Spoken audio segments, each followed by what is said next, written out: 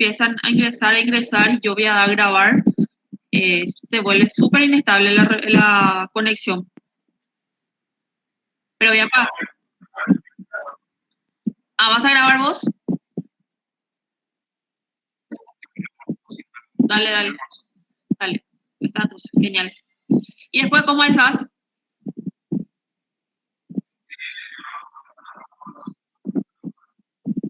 Bueno, ok. No voy a grabar entonces, ya que vas a grabar. Alcé ahora, hoy, abrí la otra clase que tenía. Hoy recién pude alzar. Pero ya está.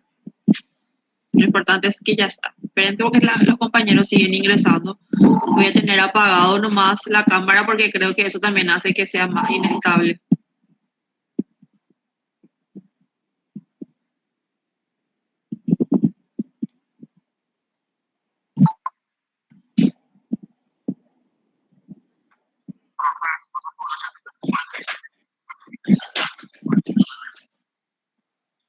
Directo. Pero ese tiene, no sé qué entrada tiene ese.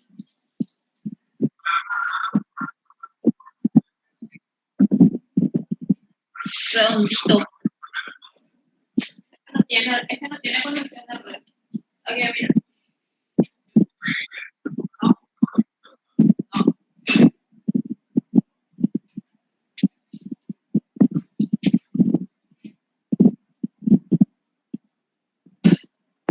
Sí, ya.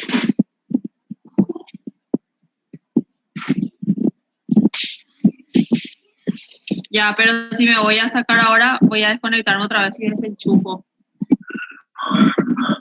Para la próxima voy a hacer eso. Bueno, muchas gracias por el dato. Voy a probar directo ahora. Ya, full está ahí. La luz se prende, se apaga, full está conectando. Y si el router está acá a mi costado, pegadito a mí. Bueno, vamos a ver entonces, como les dije hoy, lo que son las ciencias básicas y ciencias aplicadas, dando continuidad y cerrando ya lo que es la parte más de filosofía, ¿verdad? ¿Ustedes ya escucharon hablar de las ciencias básicas y ciencias aplicadas? ¿O aún no? No. En líneas genéricas. ¿No? Ya, ¿y en qué consistían las ciencias básicas?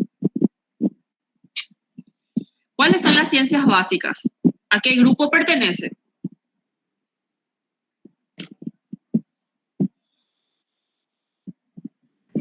Profe, no sé específicamente a qué grupo, ¿verdad? Pero creo que las ciencias básicas eran las que, tipo, exploraban nomás algún ámbito, ¿verdad? Como para tener conocimiento sobre eso. Y las aplicadas eran las que usan el conocimiento que brindan las ciencias básicas para brindar, por ejemplo, una solución. Sí. O sea, bien, de alguna manera, las ciencias en sí, ¿verdad? Partiendo desde el origen un poco para hacer como una retrospectiva, son todos aquellos conocimientos, aquellos conjuntos de conceptos, ¿verdad? Que versa sobre algún objeto, sobre alguna situación, ¿sí? Y que específicamente lo que hace la ciencia es obtener datos, ¿verdad? Para poder explicar algún fenómeno, para poder generar algún concepto o alguna teoría, o justamente formular ciertas teorías en base a problemáticas o a situaciones, a contextos o fenómenos que ya fueron estudiados, ¿verdad? O sea, convengamos que hoy por hoy lo que generalmente se descubre ya son redescubrimientos.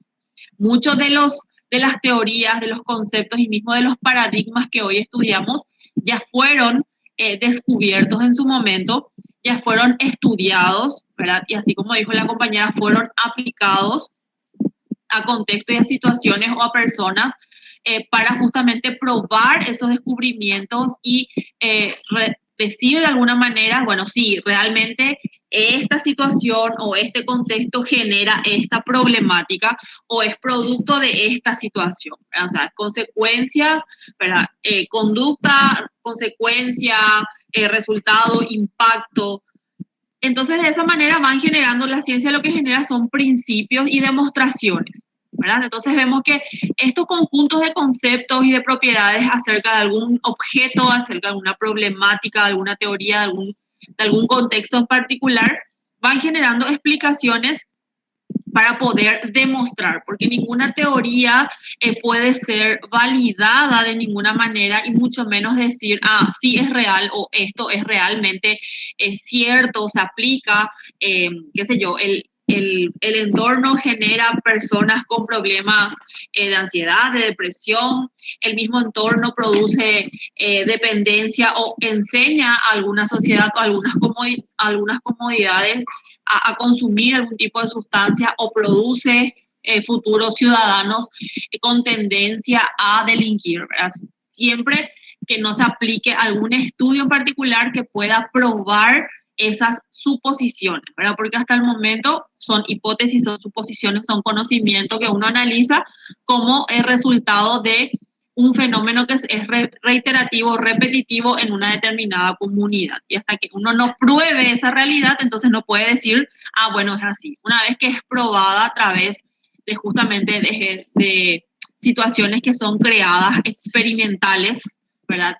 Y aplicadas a esos contextos y demostradas en esas teorías, en base a esas teorías se generan estos principios. Entonces, Mario Bunge decía que todos aquellos conjuntos de conocimientos que se obtienen mediante la observación y posterior, no solamente observación, sino también haciendo un ejercicio, haciendo un proceso de razonamiento y de los que se van deduciendo principios y leyes generales, ¿verdad? Y se emplea sobre todo para poder referirse a este conocimiento en cualquier campo y aplicarse el proceso experimental que es bien verificable, ¿verdad?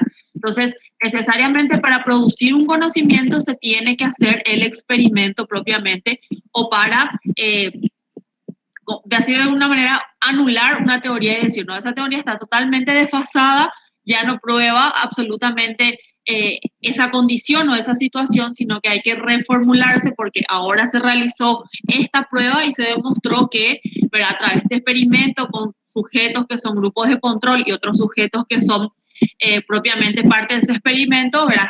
Que sí tienen la condición, entonces no genera ningún tipo de respuesta a esa teoría, ya no se aplica, ¿verdad? Que fue más o menos lo que pasó también con el tema del test de los colores, ¿sí?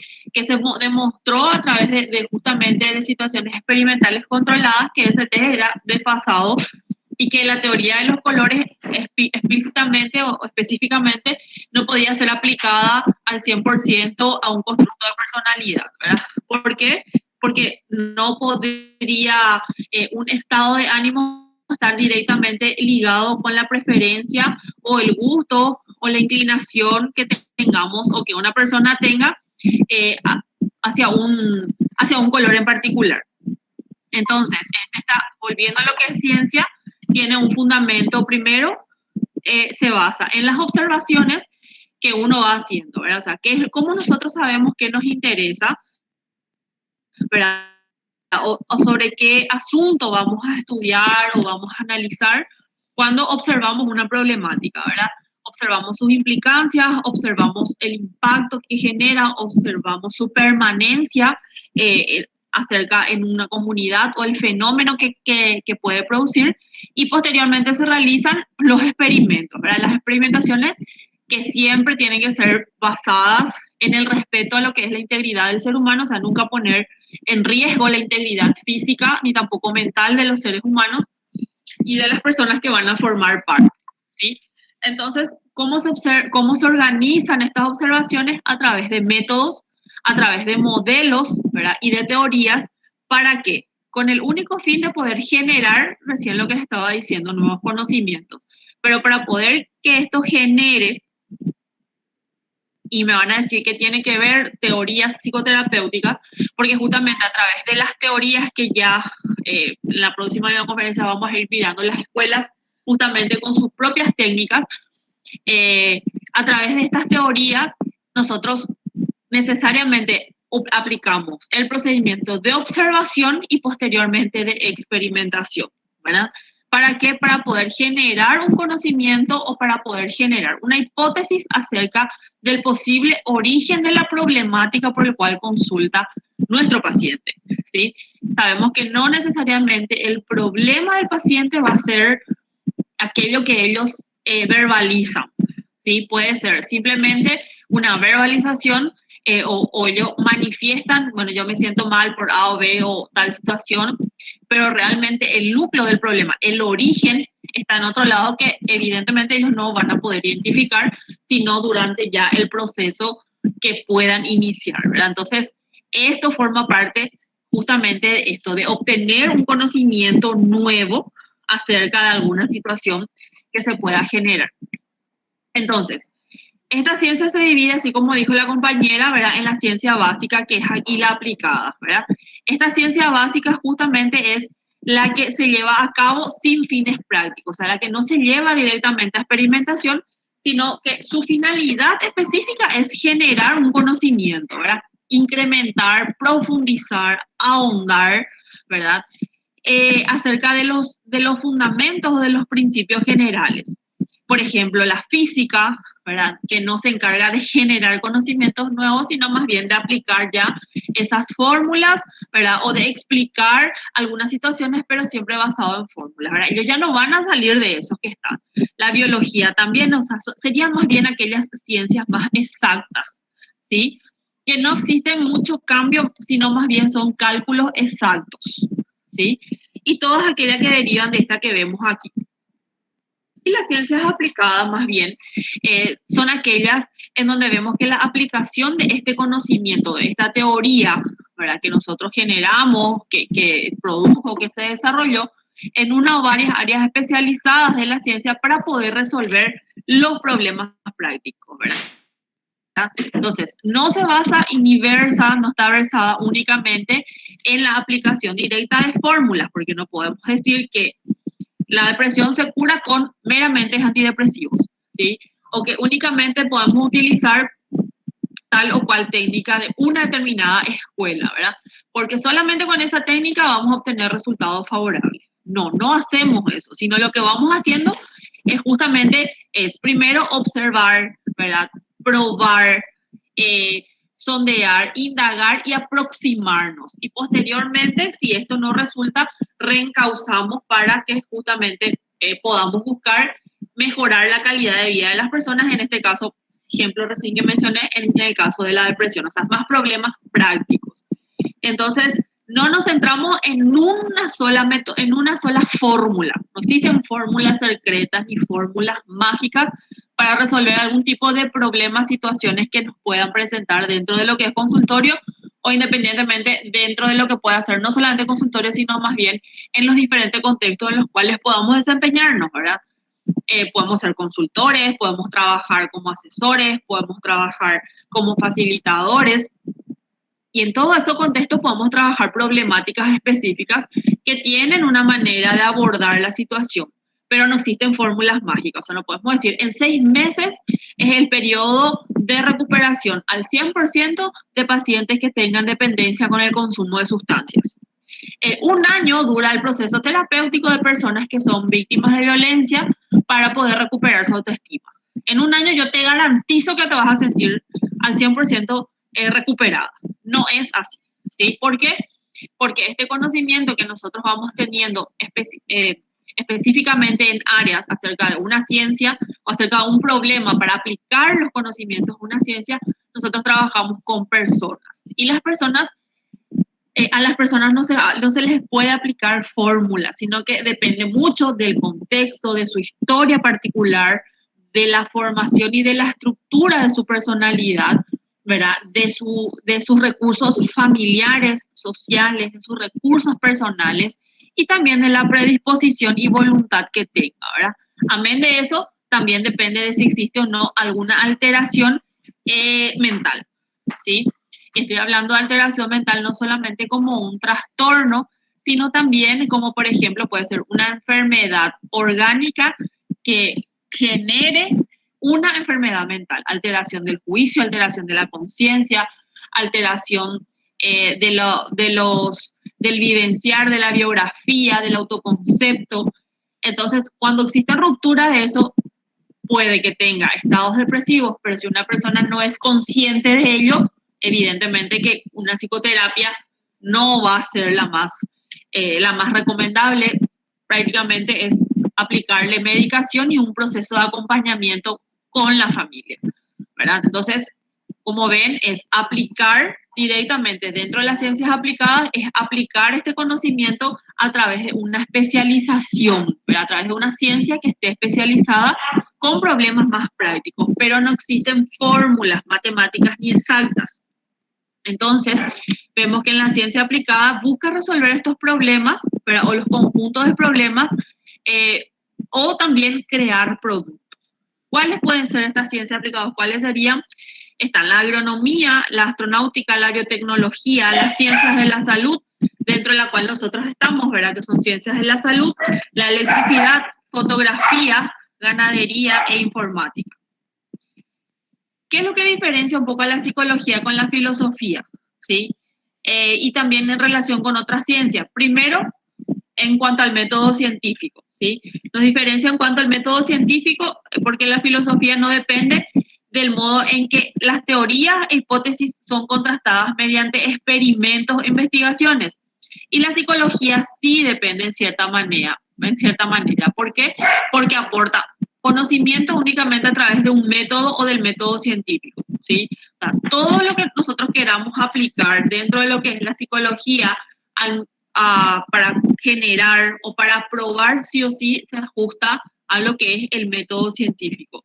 También la moral, porque es una de las ramas más importantes de lo que es la filosofía y se dedica en muchos casos y esfuerzos también para poder crear modelos de ética y de alguna manera estos principios, ¿verdad? Éticos es lo que permite vivir de forma ajustada a lo que son las prioridades y sabiendo en todo momento qué es apropiado y qué no lo es. Por ejemplo, en la ontología, ¿verdad? Los mismos códigos de éticas de cada profesión, si es que lo existiese. Sin embargo, en la psicología no siempre se está versando sobre el comportamiento moral y tampoco entra mucho a discutir lo que es lo apropiado y qué no lo es. Ya en algunos casos se va analizando con la persona qué lo considera positivo o negativo, bueno o malo, hay que entrar a veces a discutir, siempre y cuando en el marco de que no atentar contra los derechos del otro. Entonces, en la psicología no se propone este objetivo y simplemente lo que hace es va creando teorías e hipótesis que ¿para qué? Para poder comprender este comportamiento humano. Vemos que la filosofía también es la base de toda la ciencia porque permite examinar estas presuposiciones, ¿verdad?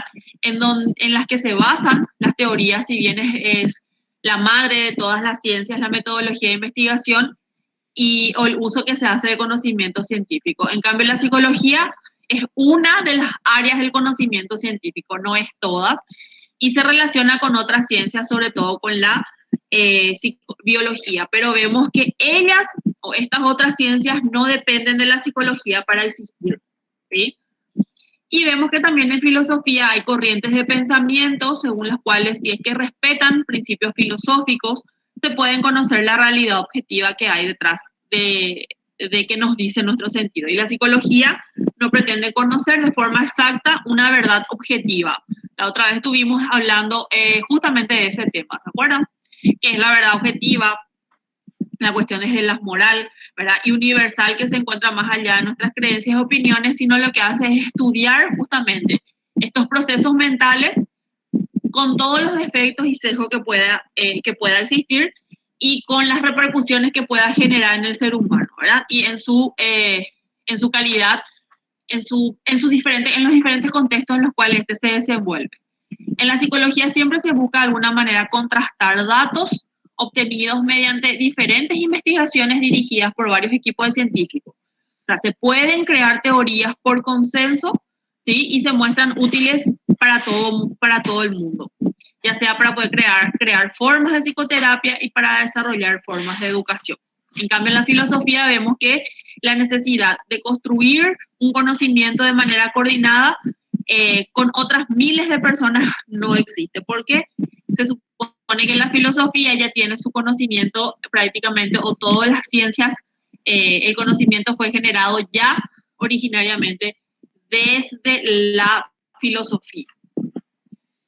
Bueno, ahora lo que quería ver con ustedes es, porque no es en base a esto, sino que vamos a ir viendo en la siguiente guía de trabajo, que es la psicología de la salud y la psicología clínica.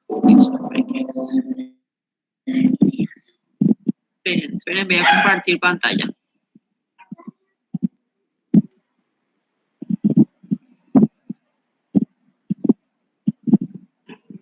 ¿Me siguieron hasta acá? ¿Alguna pregunta, alguna duda, algún comentario que quieran agregar? Se entendió, profe. Por mi parte, nada. Ok. Bueno, como les dije, el siguiente trabajo sí ya vamos a ir entrando en lo que es la psicología clínica de la salud.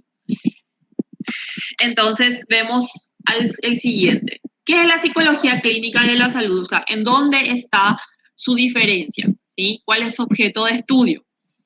Tienen varios antecedentes históricos, yo no voy a entrar en eso, ¿sí? Pero sí siempre tiene su origen, acuérdense, desde el momento en que la psicología se vuelve una ciencia ya en la época de Google, ¿verdad? Cuando se empezó a utilizar el método científico. Actualmente está basada en lo que es la medicina psicosomática y inicialmente, ¿verdad?, a la interpretación psicoanalítica, o sea, entender el origen de las enfermedades psicosomáticas, pero utilizando las escuelas psicoanalíticas. Así, vemos, por ejemplo, como antiguamente era llamada la psicología médica, centrada en estudios que son psicométricos en las alteraciones físicas y en los procesos curativos, ¿sí?, que se daban en la interacción médico-paciente y que quedan integradas más bien en la llamada psicología de la salud. Y en 1978 ven cómo es dividida como área propia dentro de lo que es la asociación, ¿verdad?, de psicología. Pero anteriormente era una. Entonces, ambas son como una disciplina o es también una especialización de la psicología y utiliza los mismos principios, las técnicas y los conocimientos científicos que son desarrollados dentro de la psicología en general, pero es un área de especialización. Por eso es que ustedes van a ver generalmente cuando existen a veces diplomados en las universidades privadas, ¿verdad?, diplomados, especializaciones, ¿verdad?, en psicología de la salud, en algunos le llaman psicología hospitalaria, ¿sí?, en donde vemos un poco que sus técnicas y los conocimientos científicos, por ejemplo, en cuanto a evaluación, diagnóstico, prevención, explicación y tratamiento y o modificación de trastornos, ¿verdad?, físicos o mentales u otro comportamiento relevante para los procesos de salud y enfermedad. Acá es donde ellos entran un poco en la diferenciación, ¿verdad? Trabajan específicamente con esos grupos, con grupos o con pacientes que tengan algún tipo de enfermedad y que en algunos casos está asociada como un detonante más bien el elemento somático, ¿sí? O sea, que el cuerpo esté afectado por la enfermedad. ¿Para qué sirve la psicología de la salud? Primero, promociona estilos de vida saludables, ¿sí? Prevenir enfermedades, por ejemplo, a través de la modificación de hábitos que no son insalubres o dañinos, cuyos resultantes también de estos hábitos sean también la consecuencia de enfermedades. Por ejemplo, el tabaquismo, ¿sí? El tabaquismo, el alcoholismo, la drogadicción. Entonces vemos que esos hábitos de vida que son dañinos directamente van a tener resultados o resultantes en una enfermedad somática, ¿sí? Profe, Señor, te escucho. ¿Vos estás proyectando la diapositiva? Sí, no se ve. No, nosotros no vemos nada. Socorro. A mí me sale que sí, pero lo sentimos. Acá me sale ahora que entró. Hubo un error ahí mientras se compartía tu pantalla. Pero acá el otro me sale que sí. Voy a pasar otra vez. Ahora me avisan otra vez cuando les sale. ¿Y ahí? Ahora está cargando. No sé si lo demás contenido le sale sin ningún problema. Ahí está cargando ahora. Sí, está cargando.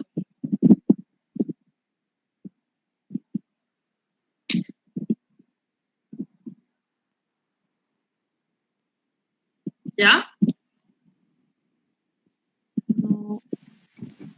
Todavía no, profe.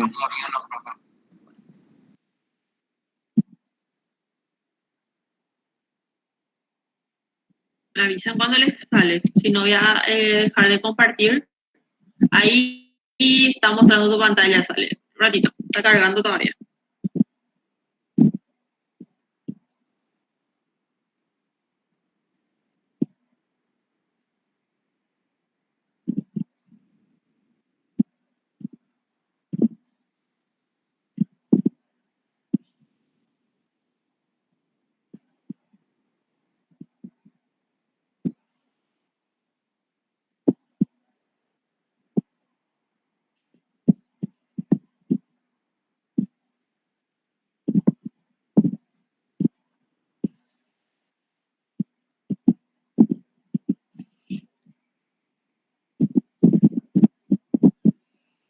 ¿Ya? ¿O no? ¿Nunca compartió ahora?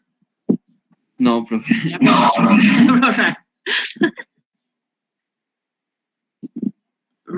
Ahí vamos.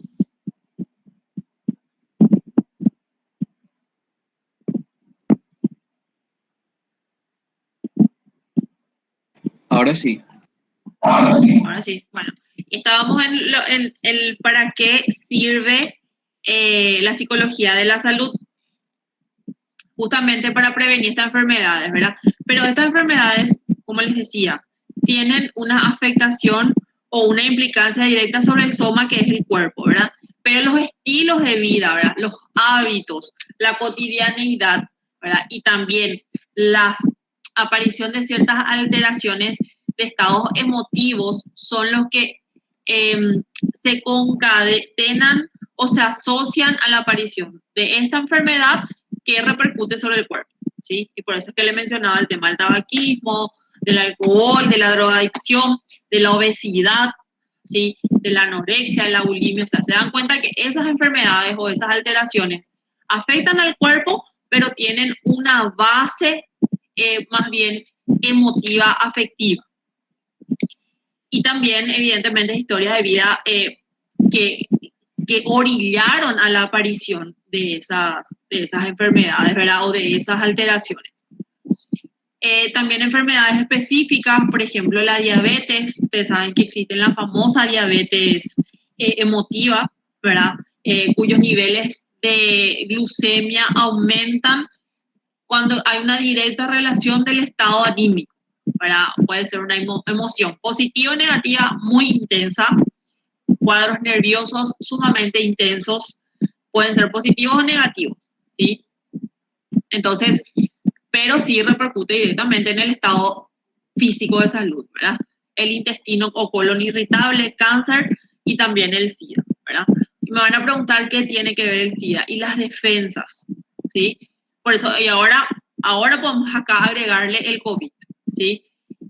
El cuerpo, cuando tiene sus defensas bajas, ¿verdad? Generalmente es, primero, toda la base orgánica o de alimentación que tiene en sí el cuerpo, ¿verdad? Pero a eso tiene un agregado que es el estado de ánimo.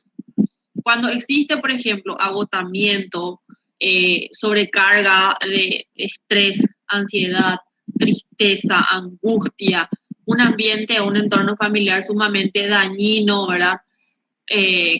Conflictivo, generalmente repercute directo sobre las defensas, ¿verdad? Y es donde es mucho más difícil de que las personas hagan frente a las problemáticas o a las enfermedades mismas, ¿verdad? Entonces es como que les cuesta más luchar al cuerpo contra esa enfermedad, ¿sí? Las defensas están también asociadas con los estados anímicos y con el entorno, con la historia misma de la persona, ¿verdad? Con sus recursos o sus estrategias de hacer frente a alguna problemática. Entonces, en estos casos, generalmente es donde los profesionales de psicología trabajan en conjunto con los especialistas de salud y combinan los tratamientos médicos que son habituales de la problemática o de la enfermedad con tratamiento psicológico.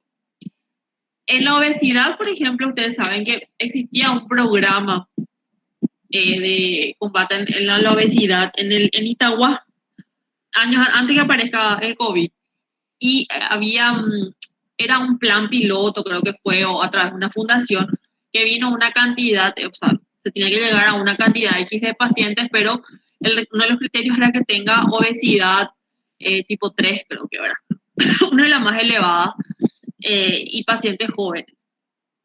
Pero era el tratamiento con el que le iba a operar para hacer el tema del estómago, para achicar el estómago, con el psiquiatra, con el nutricionista, con el psicólogo, ¿sí?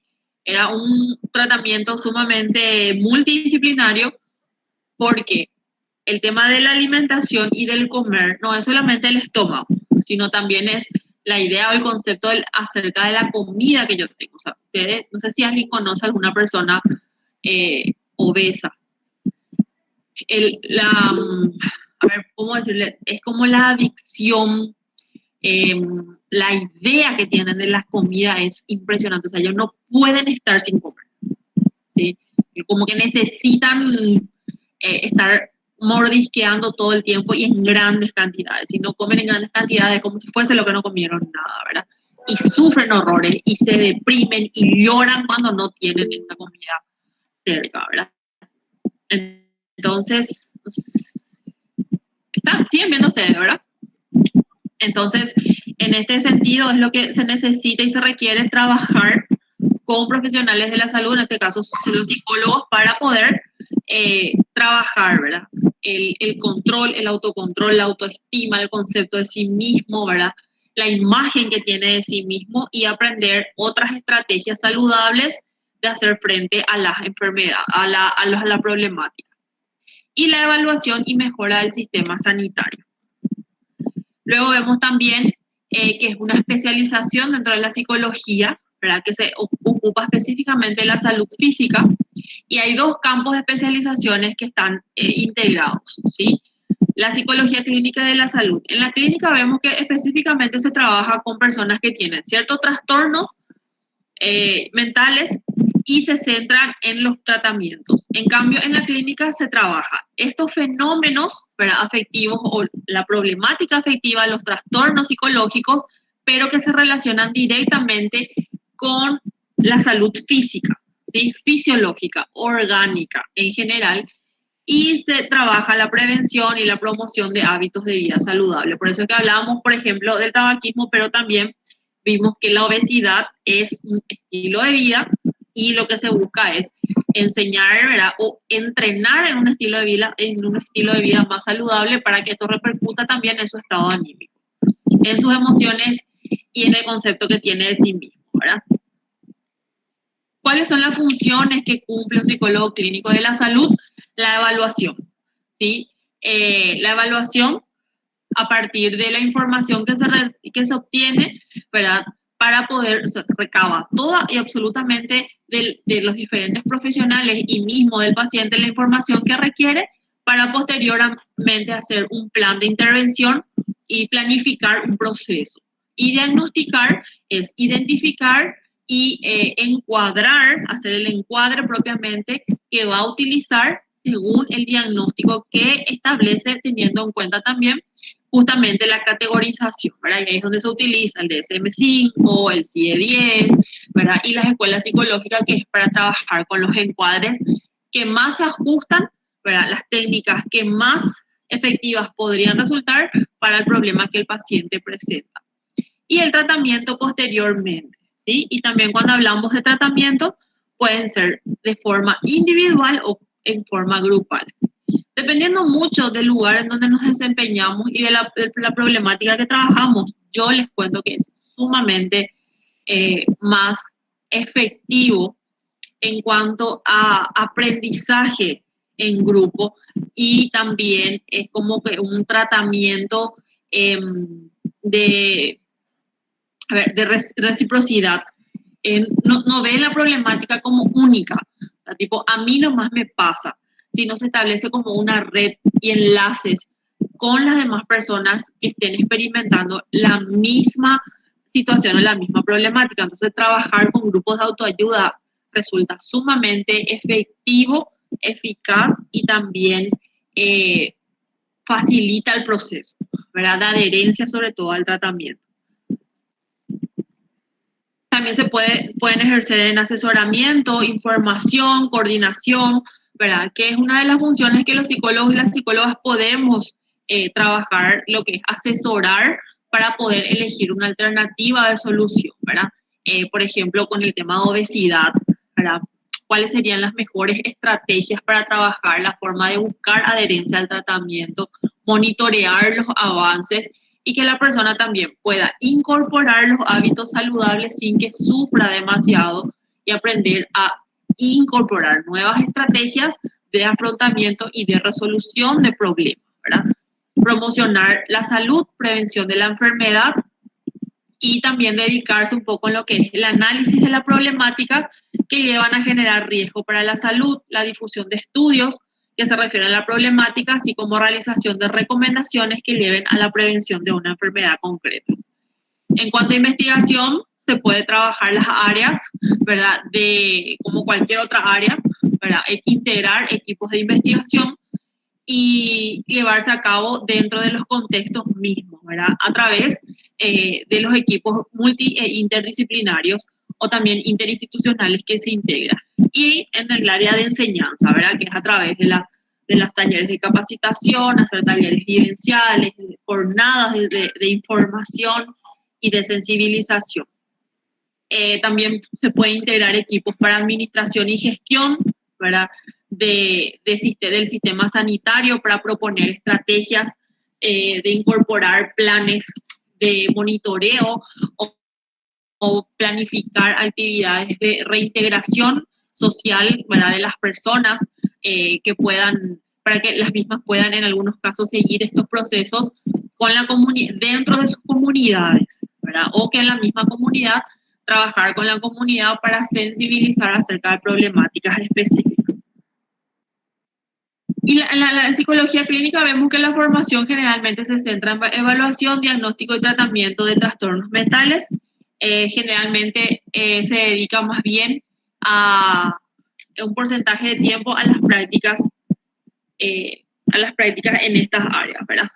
Pero acá, en Paraguay al menos, la psicología clínica y de la salud van muy de la mano. O sea, acá no existe, creo que existen como posgrados psicología de la salud, pero psicología clínica como especialización solamente la nacional ofrece.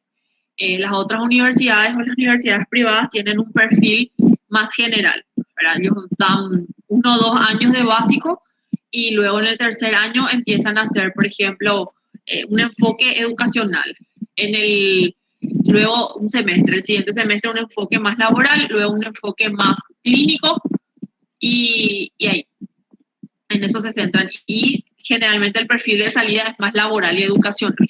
No, hasta donde yo sé, solo la nacional tiene y la otra vez creo que he visto una universidad que estaba haciendo una difusión de psicología clínica. O sea, como especialización, solamente la nacional tiene el perfil de salida de estas especialidades que tenemos ahora. Y en cuanto a los niveles de intervención, vemos que se puede actuar desde el primario hasta el nivel terciario, ¿verdad? Que son distintos niveles. En el primario trabajamos específicamente en los contextos más ambientales y sociales, o sea, modificar un poco estos contextos para erradicar la problemática, ¿sí? En la actualidad, todas las problemáticas están instaladas, así que los contextos muy difíciles es de modificar para erradicar algún tipo de la problemática. Ahora mismo estamos trabajando en todas las áreas, con todas las problemáticas desde el ámbito secundario, porque el problema ya está instalado, ¿verdad? Y lo que se busca es justamente,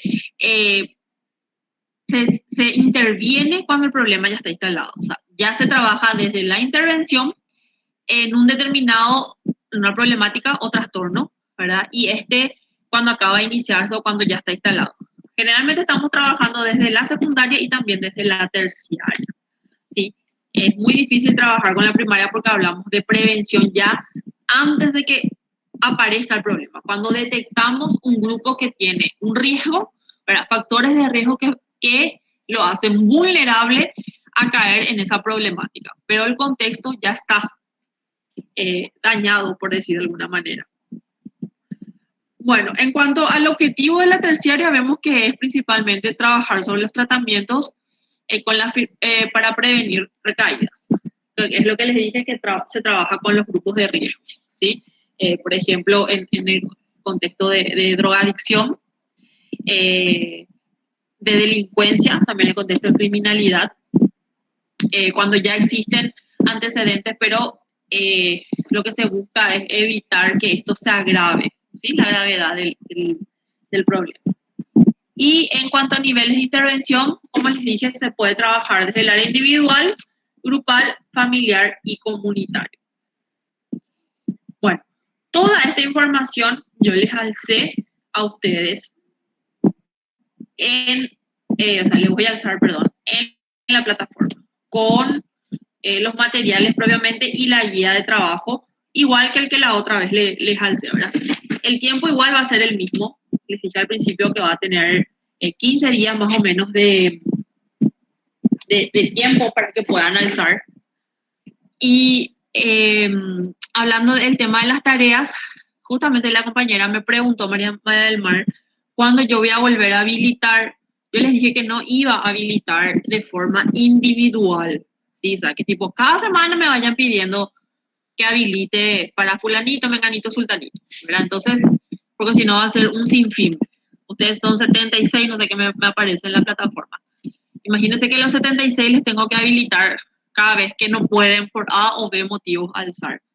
Entonces, yo ya hice una segunda ampliación del plazo inicial, ¿sí? Entonces, ahora voy a esperar, voy a alzar una segunda tarea, yo creo que una tercera tarea, y después, finales de agosto más o menos, o más adelante, vamos a ver después las segundas parciales, voy a volver a habilitar. ¿Sí? Porque si no va a ser un sinfín de habilitaciones. Imagínense que a los 79 por algún motivo voy a ampliar el plazo una vez, voy a ampliar el plazo después porque, qué sé yo, no sé, Jeremías se olvidó de alzar la tarea, le voy a habilitar a él ahora. Después se olvidó Merlina la siguiente semana, no pudo alzar porque, no sé, se le fue la luz 22 días y después de 22 días, ahí le va a quedar alzar. Entonces le habilita a Merlina. Después dentro de la tercera semana me pide Rosario. Y ahí le habilitar, y así no voy a estar habilitando cada semana la misma tarea. Entonces voy a habilitar, ahora dentro de, como les dije, de un tiempo prudencial voy a esperar y voy a habilitar todas las tareas, otra vez, para los que no alzaron. La 1, ahora la 2, después 3, 4, porque si no va a ser un sinfín de ir ampliando plazos constantes. Imagínense que los 76 o 20 no pueden alzar en los plazos extendidos y tengo que volver a habilitar. Bypass gástrico. Gracias, Ramón. Sí. No estaba más segura que se llame bypass gástrico, porque hay algunos que se ponen ¿cómo es que se llaman? Tiene otro nombre, como un anillo que se ponen también, balones, galones, no sé qué. O sea, tiene varios métodos, parece que hay. Sí, si se puede. Sí, te escucho. Profe, en Paraguay nosotros tenemos alguna especialización que sería en psicología nutritiva, por ejemplo, o nutricional. No. Dentro de lo que es clínica nomás se integran equipos con los nutricionistas, pero específicamente en esa área no hay. Ahora, si hay, va a haber en forma de posgrados, de diplomados, de cursos, pero una especialización con los criterios propios académicos de tipo 2 años, no hay. Y pero no en el exterior, ¿Cómo? Afuera sí, digo, en otros países. Supongo que sí. O sea, normalmente sí hay, suele haber en España y Argentina lo que suelen tener. Ah, ya. Gracias, profe. Bueno.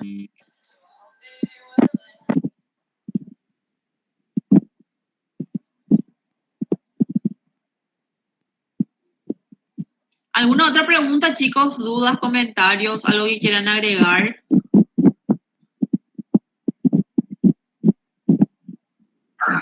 Sí, te escucho, Jeremia. Sí.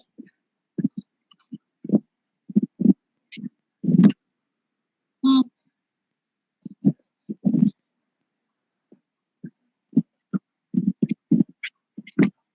Ah, sí. Mm.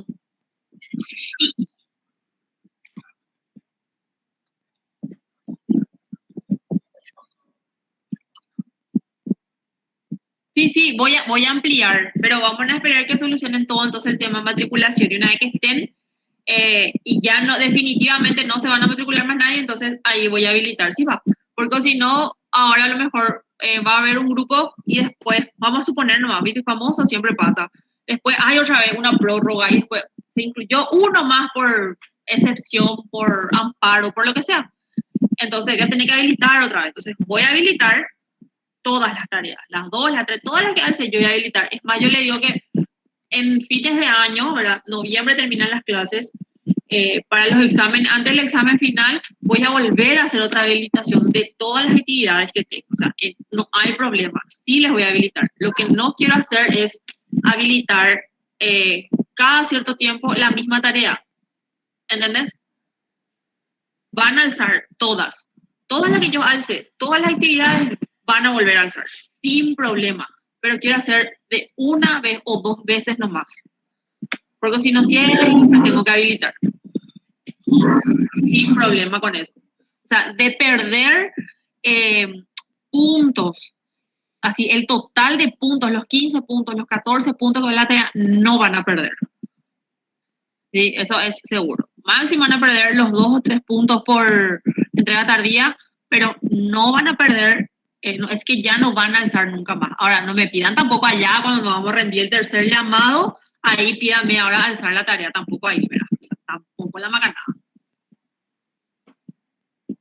Les digo nomás porque el año pasado tuve así, en el tercer llamado, mira, profe, yo había sido no alcé y eran 7 tareas y eso nunca alzaron, ¿verdad? Entonces, tampoco eso. Pero sí, les voy a habilitar todo. Gracias. Sin problema. Acuérdense que los trabajos yo voy a considerar como trabajo de proceso y va a ser el puntaje del trabajo, trabajo práctico final. Entonces, tampoco les voy a perjudicar.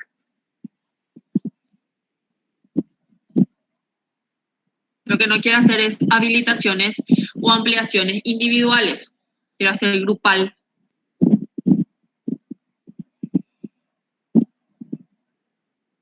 ¿Está? Sí, profe. La verdad es mejor hacer de manera grupal. Sí. Porque si no es interminable. Por experiencias ya anteriores les digo que es interminable.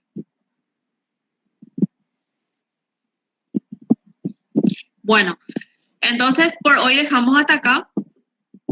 Yo a las 8 entro con otro grupo y nos vemos dentro de 15 días. Yo en estos días o máximo el fin de semana voy a estar alzando las